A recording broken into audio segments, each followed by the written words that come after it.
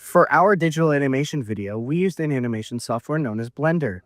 This software is free and available for anyone to download on their respective website. Using the program, you can do many things, not limited to animation, but also 3D modeling, texturing, shading, and 2D artwork. After we finished rendering the animation, we used an editing software known as CapCut to put together the audio and other post-processing elements. This software is lightweight for beginners and you can do much with it. It is also free for download.